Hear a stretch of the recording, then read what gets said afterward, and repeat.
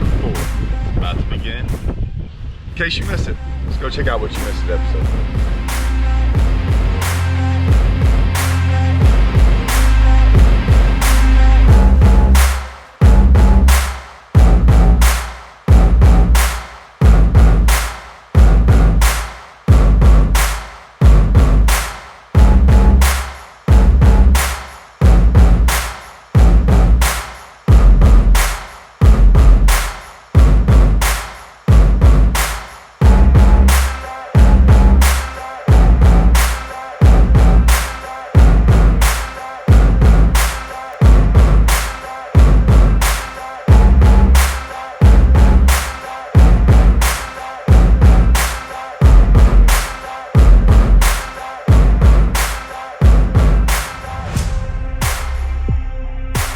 Alright guys, episode 4.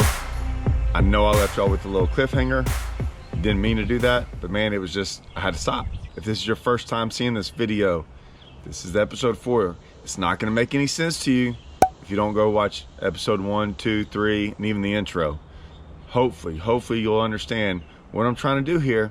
I'm actually trying to give you a real, true fishing experience. Not some cheesy YouTube video where guy just goes out there and already knows where fish are and catches them, man. That's really not teaching y'all anything. I'm trying to teach y'all some stuff. And this video is pretty cool because it can go in a lot of different directions. But this is truly what fishing is all about, right? Find your own fish, changing on you, you having to adapt. This is it. Here we go. We just figured out these fish in this point, right? Thought we could find some more stuff like that. We were wrong. Points to certain people. I gotta explain some of these things about when someone says a point. If I just said a point, everyone's just gonna assume this point that sticks out in the water. Sometimes it's a point on land that you can see. Sometimes it's a point underwater you can see, right? On your contours on your map. I know I learned from Russell.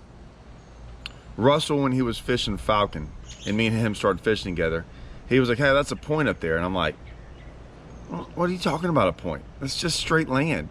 He's like, no, look at it. Well, it was a mile. It was a mile-long stretch. And for about a half a mile, we're going down it, right? And all of a sudden, it just kind of bends a little bit out. And I said, dude, you call that a point? And he's like, it's just not a normal point. But it's still a point compared to what else is around there. It's just a half mile long point. Like, it just came out maybe 50 yards. But if you look down it, you would just be like, dude, that's straight bank for like 5 miles. And like, well, point's a point. And I started looking at points different after that. I never looked at straight bank that looked flat. I was looking for this hardcore point, right? We're on this point right here, okay? And we looked out.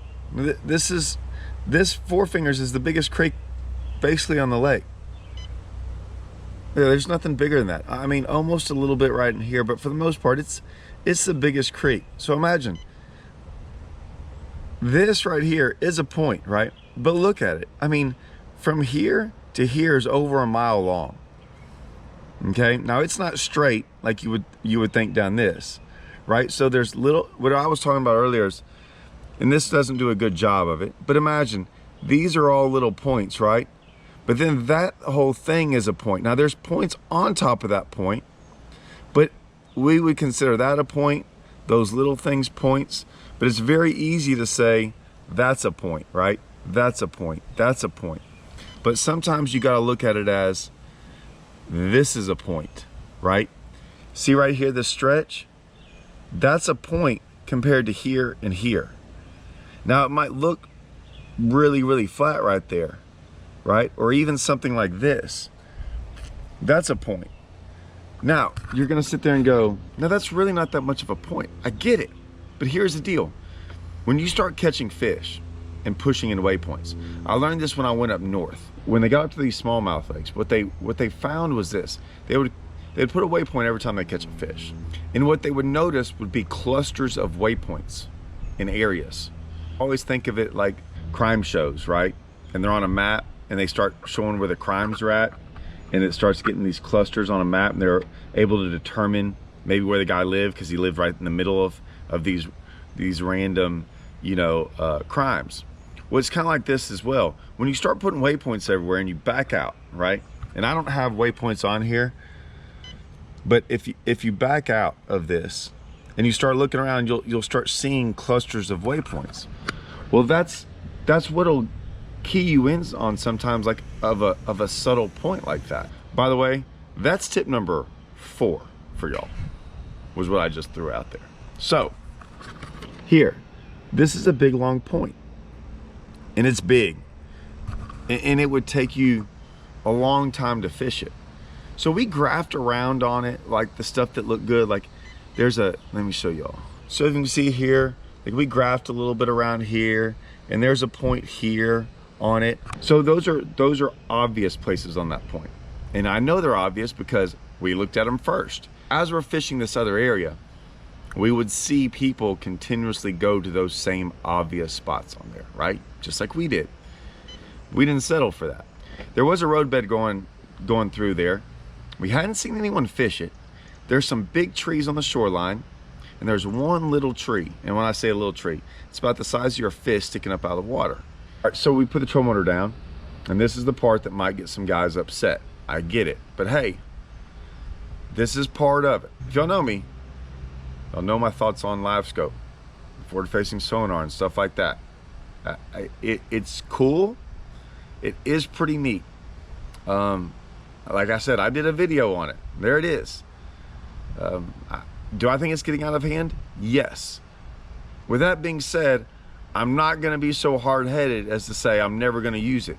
No, it's just, man, I still don't like where we're all going, and I'm hoping maybe this will be, nothing else comes out after this. I'm hoping this is the last straw, right? So, but I got one, and I use it from time to time. And I put the troll motor down, and we're kind of going, and I look up in front of me, and I see this like bushy little tree in front of me. Now, it's not some big old tree. It's just a little, I can tell it's like it's not a brush pile. Tell it's like an old choke canyon tree, right? But it's not the trees like I'm seeing up on the bank. It's little, it's small. I was like, I'll look in front of there. And so I kind of cast to it, you know, just let my cutter worm fall down in it. Nothing. You know, I kind of start looking around, and I'm like, oh, there's another one. So I throw on it. As it's going down there, I pick up on it. Don't. I'm going, okay, that's second cast on a tree. Like, what do we got going on here, right? So here we go. Now me and Brent start looking for these trees, and there's a bunch of them. I mean, there's over 100 of them, come to find out, but we're looking for them. They're bushes, they're trees, some are bigger than others, and we start throwing at them, and man, I start getting bit. When stuff happens, there's certain ways that you can catch big ones, and you know you're gonna catch big ones, and it's just different, right? Well, this seems different. This seems different real quick, because I'm throwing a pretty big worm in a tree, and they're hitting it on the way down, or they're hitting it when I get it down on the bottom. We're not having to fish for them. And they start biting this thing, and some of them, not all of them, but every once in a while you get one that just sits there. Oh God. I mean, it throws down there, you pick up on it, you kind of check it, and you're like, it just sitting there, man, heavy. That's what we call them.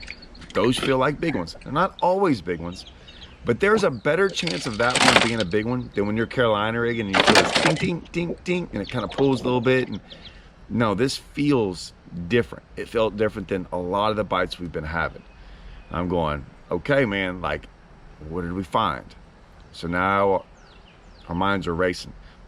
Throughout this whole process, and I've tried, guys, I've tried to listen back to the footage. And I'm gonna say this. When I started doing this, this was not going to be a series. When we went to choke, I just filmed stuff. I didn't realize till afterwards, and especially after day 2 of the tournament, what I had on me. Like what I had recorded was gonna be awesome. The problem is I didn't do a lot of things leading up to it. As in, I didn't give it a lot of commentary. I didn't sit there and talk to the camera like I do sometimes. You know, I don't know. I don't really know what I have, because we didn't know how it was gonna play out. And sometimes it might be boring, might not be that interesting. this was. So I listened to the commentary me and Brent had. I tried to share some of it. It's hard to hear. Here's one of them. We started talking about what's different about where we just got bit, because I started getting a couple bites and then we stopped getting bit, and we're like, man, what's different about that bottom? What can we find different than over there than over here 75 yards away where we're not getting bit? We got did you put a mark on that? I got a mark right where my freaking got bit right where I got bit. And it was bottom stuff. Was it the road bed? Was it the trees different? What was it? And I'm putting waypoints every time I got bit. And now I'm up to over like 8 or 9. And so they're starting to come a little formulation of where they're at. And we keep going, and we're starting to rethink, like, we're gonna hit this in the tournament. Like, this is a no-brainer right here, guys. We watched people idle around us, do some different things, but no one tried to do what we were doing. And we try to be pretty slick about it. It bit, and when I flipped in there, this was one of the ones, man, I flipped in there, and you can see us, we don't get very excited. We don't hardly even move like we even have a fish on. But it bites. And I'm like, oh man, and this whole time, I'm pushing the button, and she's running with it. And I'm like, oh man, that feels like a big one. And I eventually, like, I better set the hook, because the further she goes, the more she's just gonna like take off, get hung up anyways. And I set the hook, whatever. Instantly, of course, it's gonna break me off. It's just being tangled up. And I'm like, man, like, that fish is gone. So I break off, we're sitting down there, and I tell Brent, we're about to leave. I'm rigging back up. I said, hey Brent. Hey, before you go anywhere, after these guys leave, don't do anything yet. Don't mess with that trolling motor. Waypoint. There's all kind of tricks we all do not to show people that we're around fish.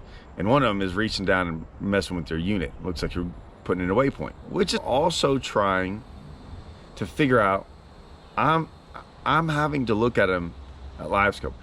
We're hoping that Brent can just fish around and get bit, right? Without throwing, like, there's gotta be other ones. There's gotta be just trees I'm missing. There's fish around here. Maybe if you just drag around, he never gets a bite at first, dragging a worm around. So he eventually picks up the Carolina rig, but he's kind of like me. We're both worried that, man, you're just gonna get hung up with it. Like, Bert's throwing the Carolina rig off this one point. Now he starts getting bit. But it was different. He really wasn't hitting any trees. And he said, hey, it's bottom's different here. It's harder where he was throwing. So he had 2 or 3 bites. But even then, we're going, this worm might not be the only way to catch them in these trees. So you can hear us. We talked about cranking them. We had talked about throwing a spinnerbait, drop shot. Like, there was all kind of different ways of what we thought we might be able to do in these trees, and how the second guy can also catch fish, because the guy in front, like me, or whoever's using LiveScope, has a better opportunity, but you don't want to waste the other guy, right? You know what I'm saying? Like, I could crank that 8.0 around tomorrow while you're doing this. I mean, there's got to be another way to figure them out. But we also don't want to, like, show them a bunch of baits or catch a bunch, because we know that these are untouched fish. No one's fishing for them. It doesn't feel like anyone is. So we don't want to just start cranking around and catch a couple giants, right, that we could catch the next day. And we come up with some ideas about cranking and stuff like that. Now, I had said earlier about the wind. Wind on South Texas lakes, and it could be the same thing with up north, right? Like smallmouth lakes and stuff. You're always going to get some wind. Like, it's rare to sometimes go and not have wind. It's just prevailing winds at certain parts of the country are worse than others. In East Texas, sometimes we get like a lot of southeast wind. In South to West Texas, it might blow for 20 days straight. This is not something we can do when it's windy. We definitely want the sun up. Where it's in the middle of the day, it's 103 degrees right now. It is hot and dead calm, and we're getting bit. Sometimes that's hard to get bit when it's like that. Every day on the weather and every morning it has blown.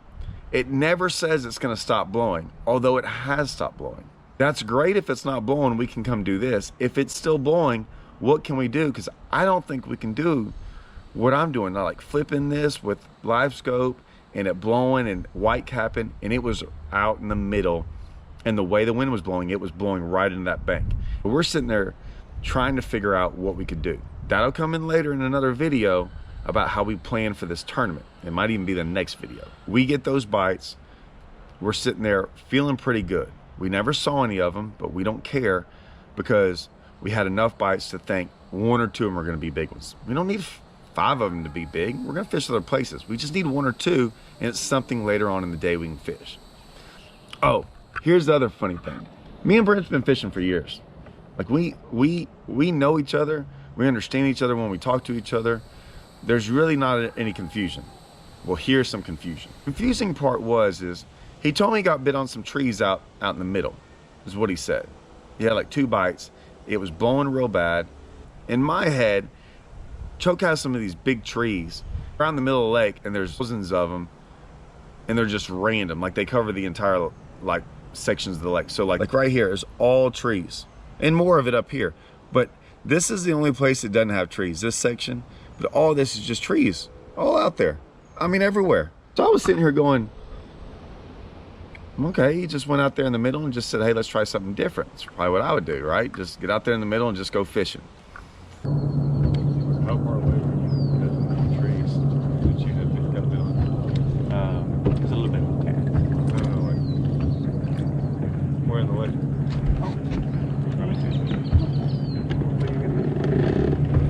I thought you were worming. Yeah, worming that tree. Were you flipping trees? You just happened to be around some. I have to be around. I saw him and I can't to it. He was back then. You know what I'm saying? That's what I was saying earlier. Like, that makes me feel a lot better about that bite I got. Oh, okay. And you get those bites, because it was definitely a tree thing. Well, I know yours was a tree thing. I thought you were out there like in the middle of the lake on some trees. No, I did do that, but I got ready. The wind was blowing real bad, so I just got up to that point and was going up there. Oh, so this is a lot more like what we're doing. I thought Exactly. you were on a flat. Exactly.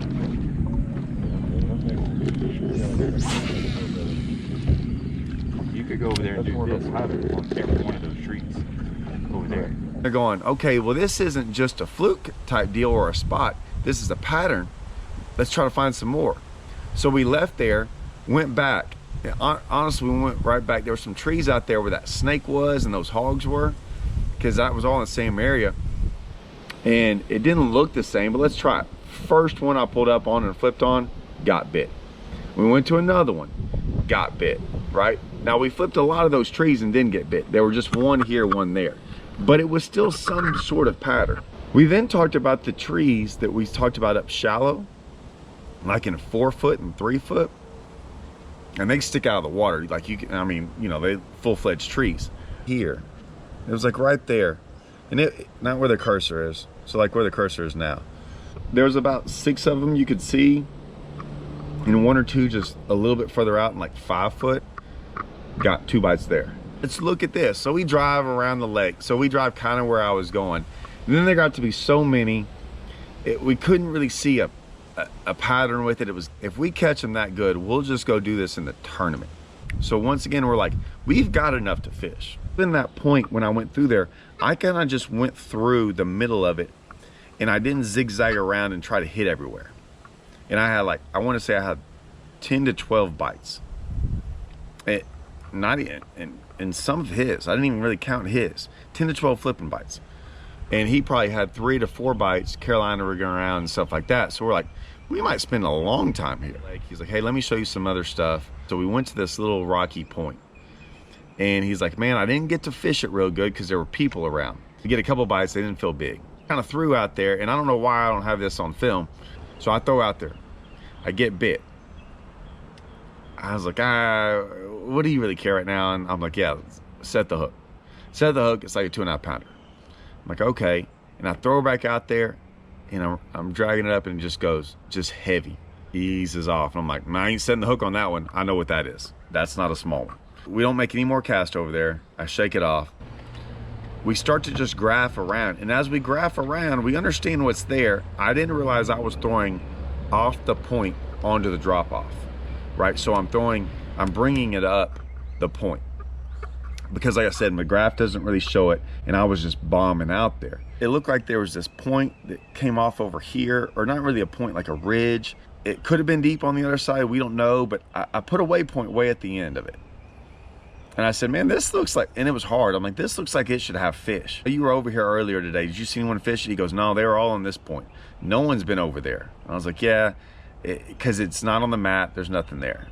So, but we put it in our heads. We left. We wanted to go check out some other stuff. I don't have this on film. Every once in a while, I'll delete like footage if I think it's absolutely irrelevant.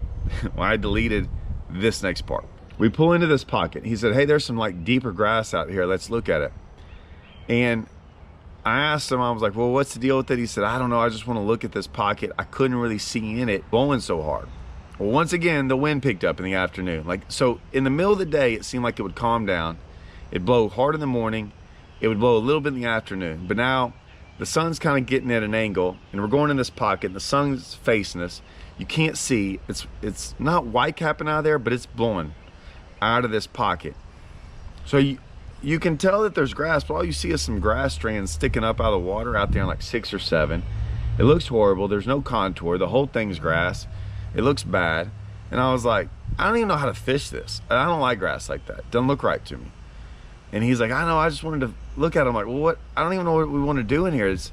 This thing's giant and there's just grass everywhere and I don't even know where to begin. It's blowing. He's like, yeah, okay. So we left. That's all I'm gonna say about that. We left that spot or that grass. Never fished it. Now we've got like less than an hour probably of fishing. We drove all the way back down to the dam. I said, hey, I kind of hit this spot the other day in the morning, but it didn't look very good. There's 2 of us now, so let's just fish it. Second cast, I get a bite. Once again, didn't feel the bite. It was just on there, heavy. I tried to shake it off. It goes forever. I don't have this on video. I think just like right now, I don't know if y'all realize this, my camera's overheated 4 times. That's how hot it is out here. So I ended up catching it. It's over a 5-pounder and we're going, okay, this is the deep spot. Hey, we finally caught a big one out deep. That's the biggest fish we've seen since we've been here. Guys, we got a game plan. We're going to the camp, get some meat, maybe a drink or 2, and then talk all about it. And that might be our next episode and how we game plan for Choke Canyon day 1. We feeling pretty good right now. Fairly good, right? All right, guys, stay tuned for the next episode coming soon.